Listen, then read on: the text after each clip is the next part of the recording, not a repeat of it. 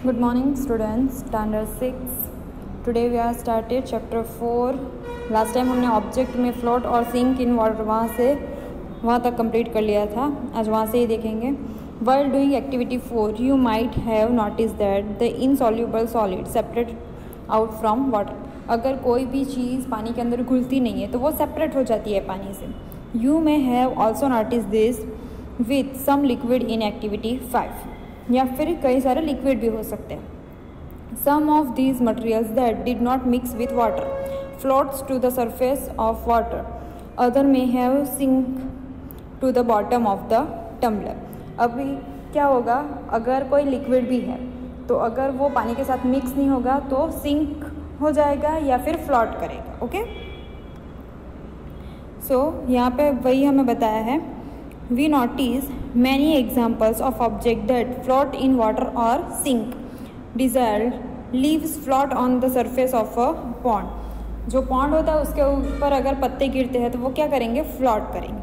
A stone that you threw into this pond. अगर आपने एक स्टोन जो है वो फेंका है तालाब में तो क्या होगा, वो सिंक में बैठ जाएगा. Okay,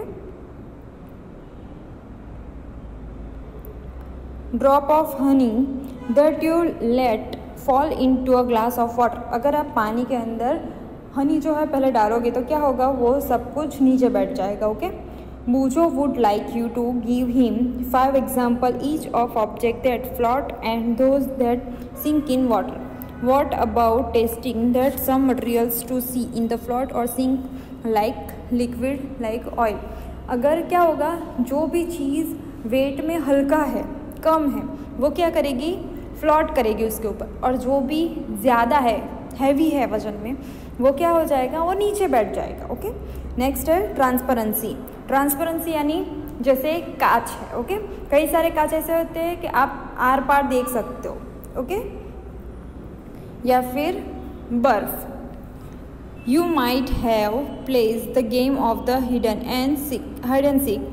Think of some place where you would like to hide so that you are not seen by other. अगर आप हाइड एंड सीक खेल रहे हो तो आप क्या करोगे, ऐसे जगह पे छुपोगे जहाँ पे आपको कोई भी देख ना पाए.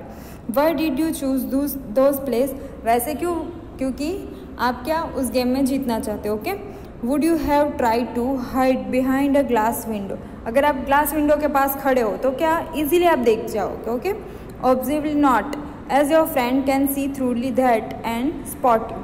तो वो आपको अच्छे से देख पाएगा और स्पॉट कर लेगा. Can you see through all the materials? Those substance or materials through which things can be seen are called transparent. जिस चीज़ में से हम आर पार देख सकते हैं उस चीज़ को आप क्या बोलोगे, transparency. Okay, glass, water, air and some plastics are example of transparent materials. Shopkeepers usually prefer to keep biscuits, sweets and other eatables in transparent container of glass. हम कुछ भी लेने जाते हैं शॉप्स में तो आप देखोगे कि चॉकलेट वगैरह जो है वो क्या प्लास्टिक या फिर कांच की बर्नी में, पर वो आर पार दिखती है वैसी बर्नी में डाला जाता है. Okay, so that buyers can easily see them items. ताकि खरीदने वाला क्या करे, ईजिली उस चीज़ को देख पाए और कुछ भी खरीद ले. On the other hand, there are some materials through which you are not able to see. These materials are called opaque.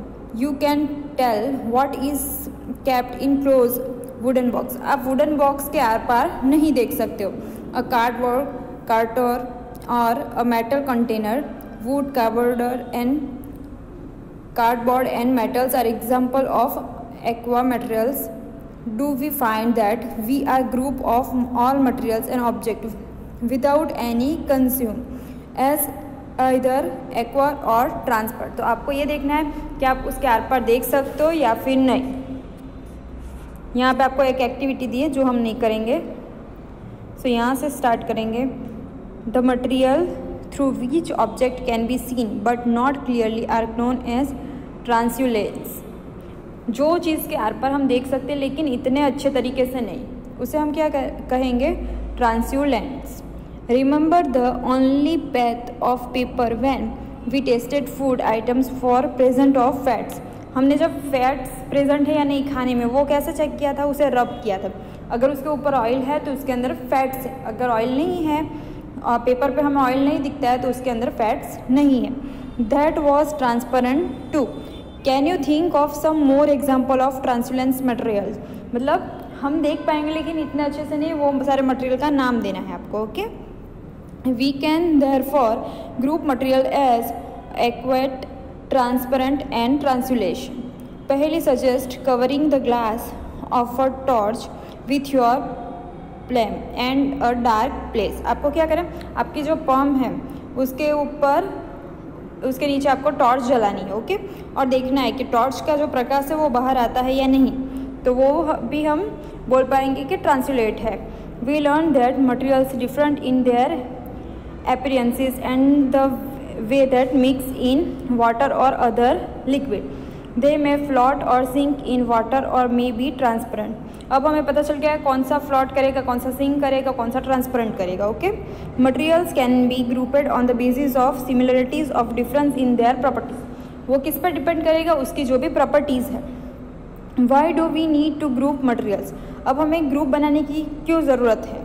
Group material for our conventions at home. We usually store things in such a manner that similar objects are placed together. Such as arrangement help us to locate them easily.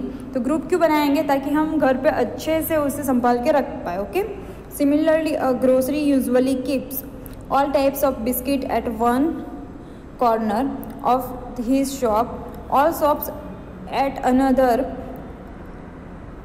while grains and pearls are stored at some other places. जो भी दुकानदार है वो आप देखोगे तो biscuit एक जगह पे रखता है, जो भी ग्रोसरीज है दूसरा जो भी है पर्ल्स वगैरह वो एक जगह पे रखता है, उसके बाद जो भी नाश्ते के आइटम है वो और जगह पे रखता है।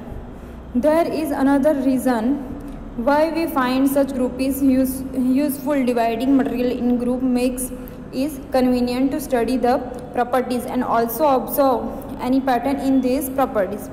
We will study more about this higher class. और इसके बारे में हम आगे के क्लास में अच्छे से पढ़ेंगे। तो यहाँ पे आपका चैप्टर जो है वो कंप्लीट होता है। नेक्स्ट टाइम आपके लिए नोटबुक और वर्कबुक दोनों का आ जाएगा, वो आपको पूरा चैप्टर कंप्लीट करके रखना है।